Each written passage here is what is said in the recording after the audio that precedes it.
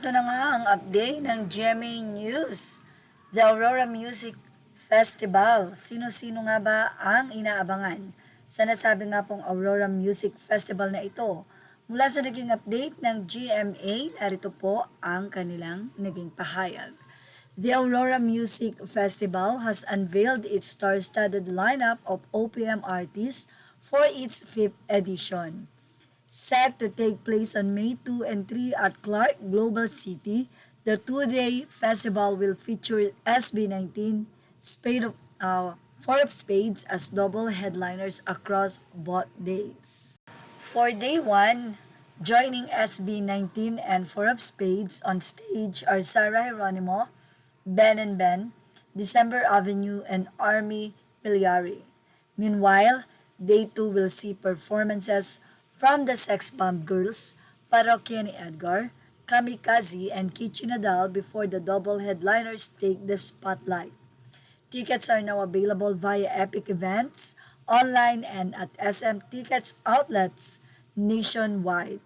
Prices are set at 1,000 for gold, 3,000 for SBIP, and 5,000 for platinum. Aurora Music Festival is an annual music and arts event that began in Pampanga in 2022. Since then, the organizers have also mounted festivals in Cebu and Davao.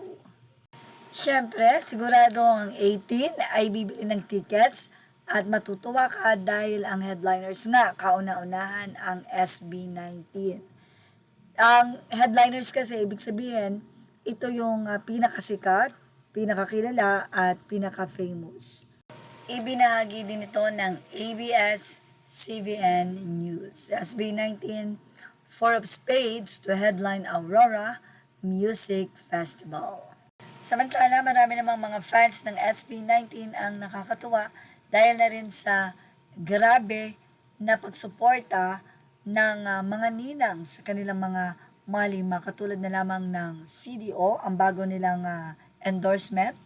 Siyempre, ang manghuwan na talaga namang hindi nagmamaliw ang pagmamahal.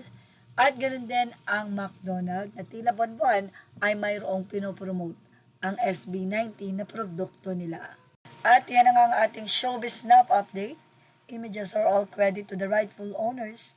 Please like, share, and subscribe. And thank you for watching Showbiz Now.